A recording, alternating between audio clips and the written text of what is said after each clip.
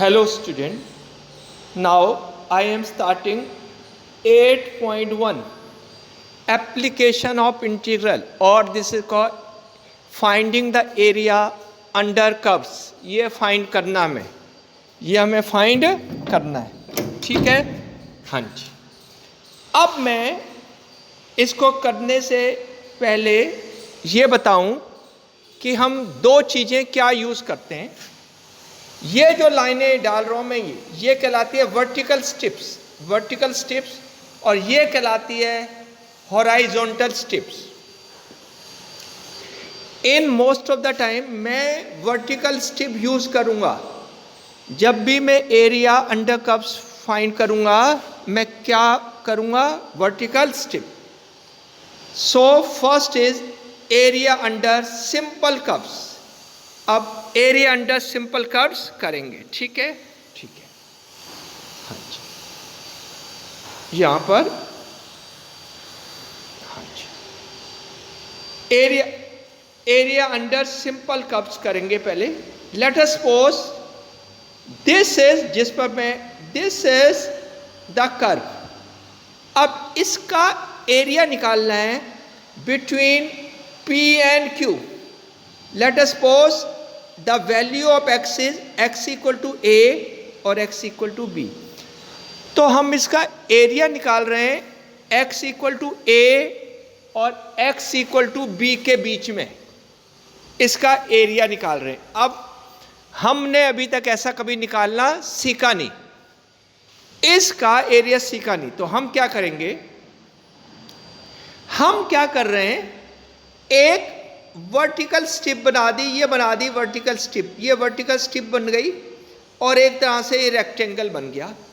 ये जो नीचे का पार्ट है ये dx और ये ऊपर का पार्ट है y, तो इसका एरिया हो गया y dx।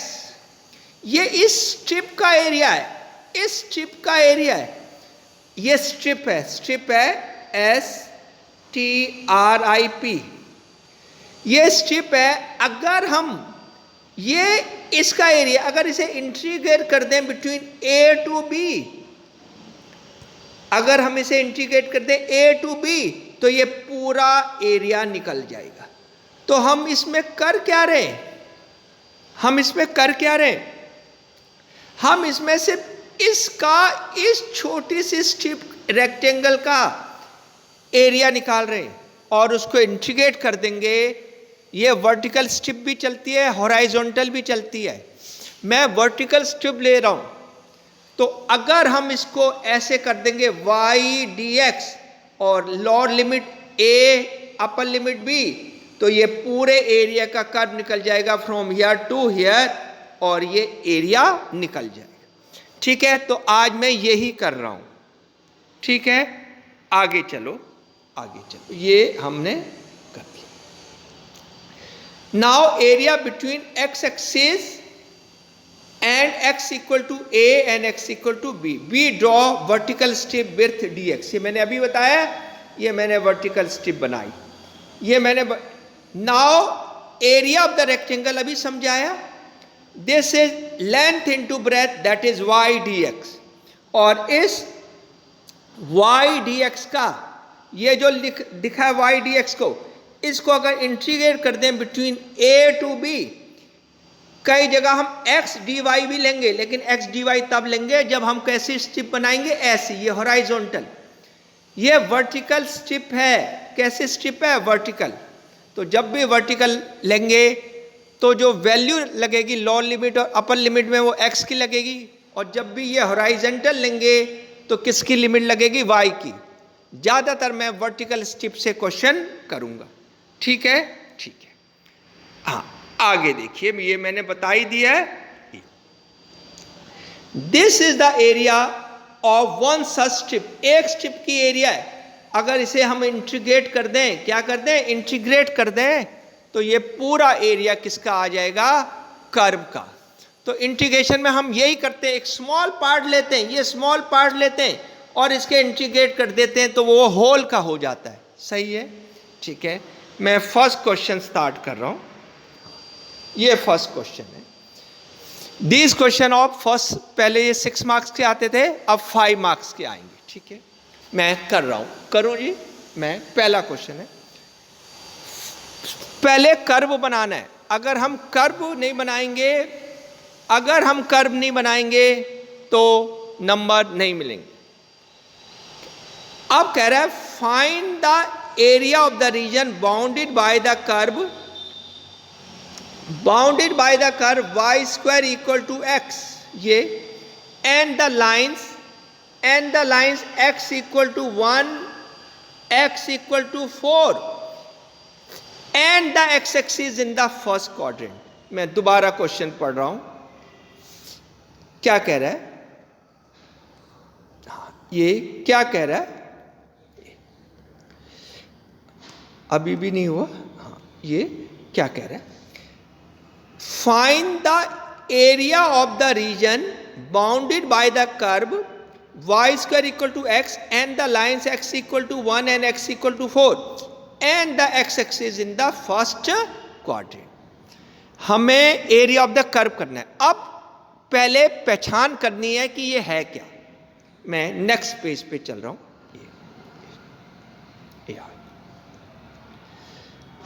सबसे पहले हमें पता चलना चाहिए, अगर ये एक्स स्क्वायर हो या वाई स्क्वायर हो, या तो एक्स स्क्वायर हो या वाई स्क्वायर हो, तो ये पैराबोला होता है। सबसे पहले ये पैराबोला है। क्या है ये? पैराबोला। अब कई टीचर्स कहते हैं जी आप ये टेबल मत बनाइए। अगर मैं टेबल नहीं बनाऊंगा तो हमारे स्टूडेंट्स को कुछ भी समझ नहीं आएगा, तो मैं टेबल बना रहा हूं। पता लग गया ये क्या है? पैराबोला। कह रहा है find the area of the curve y square equal to x between the lines x equal to 1 and x equal to 4 and in the first quadrant। कह रहा है find the area of the curve between x equal to 1 and x equal to 4 and in the first quadrant। तो इस quadrant में करना है, बस इसमें करना है, इसमें, ठीक है। अब मैं कर रहा हूं। अब मैंने टेबल बनाई x y, when x is 0 y 0, when x is 1, जब x इक्वल टू 1 है तो हो गया y स्क्वायर इक्वल टू 1, तो y क्या आया? Plus minus 1। when x is 4 तो y क्या आया? Plus minus 2। ये हो गई, ये हो गई। मैं हर बार टेबल बनाता हूं, एग्जाम में बनाइए तो जरा आसान रहेगा। आगे, ठीक है, यह हम यहां तक आ गए, अब यहां तक। अब मैंने ये कर्व बनाया, ये मैंने कर्व बनाया, और जरा छोटा करना पड़ेगा। हाँ जी, अब ये कर्व मैंने बना लिया ये कर्व कैसे? हाँ जी, 0 0, ये रहा 0 0, 1 और माइनस 1 और 1, ये रहा क्या है? 1, ये रहा 1 और ये 1, और ये रहा 1 और ये माइनस 1 नीचे, ठीक है। हाँ जी, आगे आगे क्या था? 0 0, 1 के साथ 1 भी है, 1 के साथ माइनस 1 भी है, तो ये 1 1 ऊपर है और ये 1 माइनस 1 नीचे है। और क्या था? 4 प्लस माइनस 2, ये रहा 4, ये रहा 2 और ये रहा माइनस 2। अब ये कर्व बन गया। कैसे कर्व बना है? मैं दोबारा बता रहा हूं कैसे कर्व बना है। ये कर्व बना है ऐसे, ये ऐसे ऐसे ऐसे, ये कर्व बन गया। अब जब ये कर्व बन गया, अब कह रहा है area between x equal to 1। तो x इक्वल टू 1 क्या होती है? x equal to 1 is a line parallel to y axis. तो ये रही जी x इक्वल टू 1, ये रही x इक्वल टू 1, ये रही x इक्वल टू 1, और और ये रही x इक्वल टू 4। अब ये सारा एरिया हो गया, ये सारा एरिया, ये सारा। अब ये एरिया तो हुआ, लेकिन हम ये एरिया नहीं लेंगे, मैंने ये एरिया लिया हुआ ऊपर का। क्यों मैंने ऊपर का एरिया क्यों लिया? क्योंकि कह रहा है area of the curve between x equal to 1 and x equal to 4 and first quadrant. तो फर्स्ट क्वाड्रेंट कौन सा है? ये ऊपर वाला। तो नीचे वाले को हम छोड़ देंगे, नीचे वाले को छोड़ देंगे। तो अब किस एरिया को निकालना है? सिर्फ इसको, ये ऐसे, ये ऐसे, ऐसे, ऐसे, इसे। अब हमने क्या करा? हाँ, पता लग गया। अब हमने क्या करा? पता लग गया ये एरिया निकालना है जी, ये एरिया, सिर्फ ये एरिया, ये। अब मुझको पता लग गया है, सिर्फ मुझे ये एरिया निकालना है। पता लग गया? नहीं लगा? लग गया। जब पता लग गया तो ये वर्टिकल स्ट्रिप बनाओ, ये बना ली वर्टिकल स्ट्रिप। तो इसका एरिया हो गया एरिया y dx। क्या हो गया? y dx। और वैल्यू कितनी है? 1 to 4। ये तो एरिया ऑफ द कर्व आया y dx। अब हम y की वैल्यू रखेंगे। कैसे? क्या है ये? y स्क्वायर इक्वल टू क्या है? y square equal to x। तो y होना चाहिए प्लस माइनस x, लेकिन इंटीग्रेशन में प्लस माइनस मत लो। तो इसमें वैल्यू रख देंगे y की अंडर रूट x dx। किसकी वैल्यू रख देंगे? y की। मैं आगे चल रहा हूं, मैं आगे चल रहा हूं। हाँ जी, ये, हाँ जी, मैं आगे चल रहा हूं। अब क्या कह रहा है? हाँ जी, क्या कह रहा है? ये देखिए, कह रहा है x equal to 1 is a line parallel to y axis. ये मैंने पहले समझा दिया। और x equal to 4 is a line parallel to y axis. अब मैंने क्या कहा है? मैंने क्या कहा है? पढ़ो। The shaded portion is the required area. मैंने क्या कहा है? The shaded portion is the required area A B C D A B draw vertical strip. ये मैंने पहले बता दिया, मैं दोबारा दिखा रहा हूं। कहां है एरिया? ये राजी area A B C D और वापस जाओ ए पे, ये एरिया है। ये। अभी मैंने बता दिया ये एरिया है। और मैं क्या बना रहा हूं? Vertical strip. ये बना ली वर्टिकल स्ट्रिप। इसकी स्ट्रिप कितनी?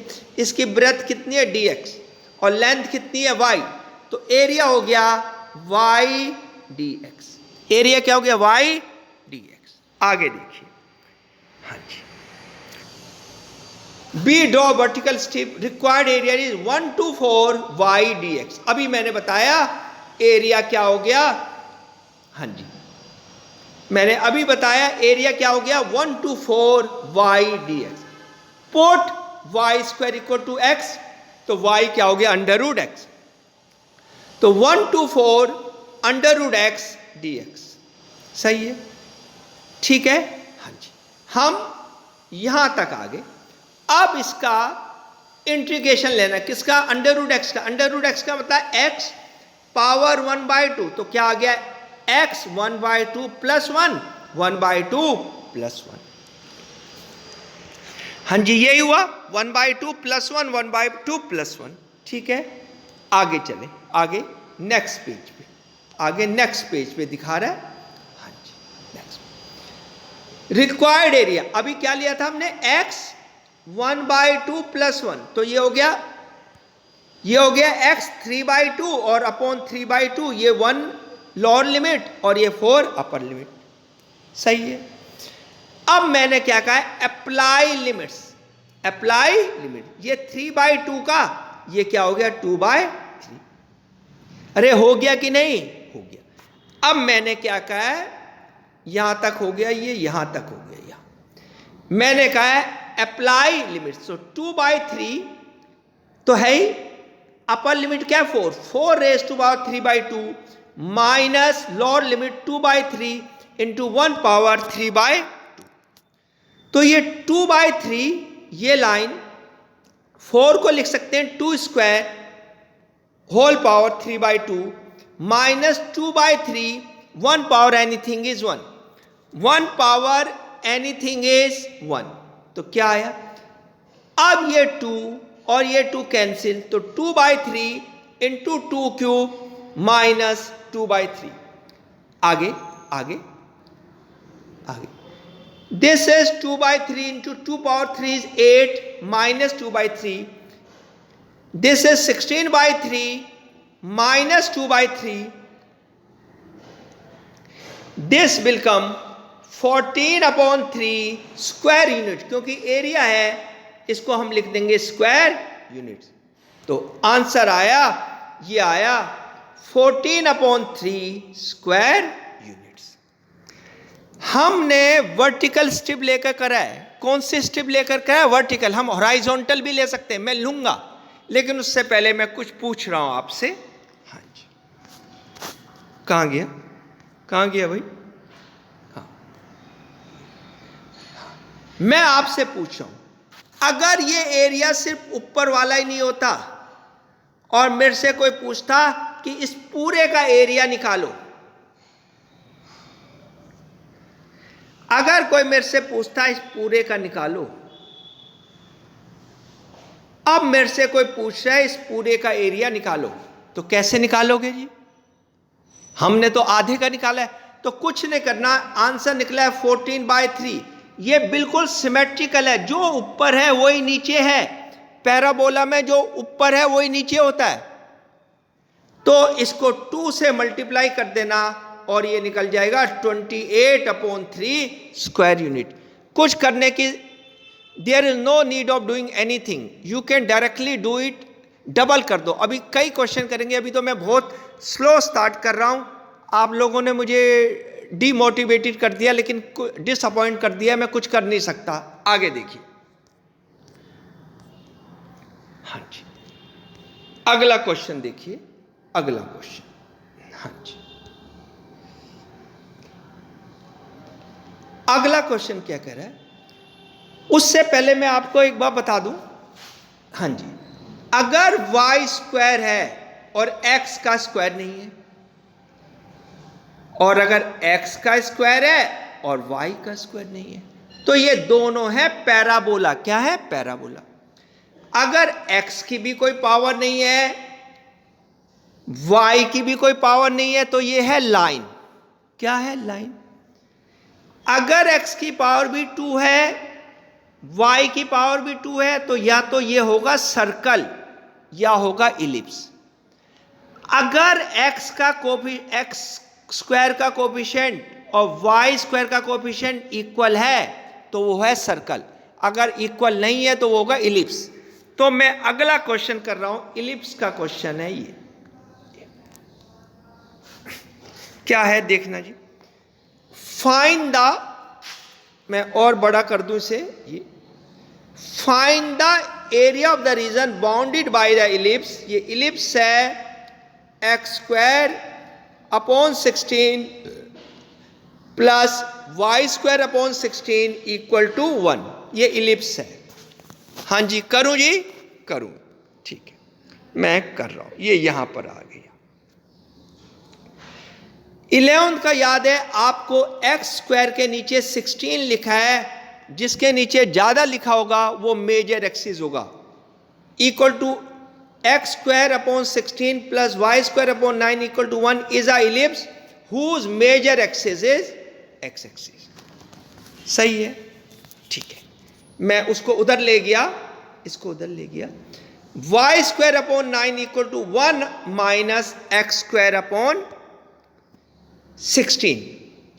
वाई स्क्वायर क्रॉस मल्टीप्लाई कर दो, वाई स्क्वायर इक्वल टू 9, ये 9 मल्टीप्लाई हो गया 1 माइनस एक्स स्क्वायर बाय 16। आगे आगे आगे, यहां तक आगे। Y square equal to 9 into 1 minus x square by 16, y equal to plus minus 3। यहां प्लस माइनस 3 आएंगे, लेकिन जब एरिया लेंगे तब प्लस माइनस 3 नहीं लाएगा। एरिया में प्लस माइनस नहीं होता। Plus minus 3 bracket 1 minus x square by 16। अब टेबल बना दूं और इस क्वेश्चन को नेक्स्ट क्लास में करूंगा, क्योंकि आप तो छोटी छोटी वीडियो भी नहीं देखते, बड़ी वीडियो तो कैसे देखनी है आपने? ठीक है,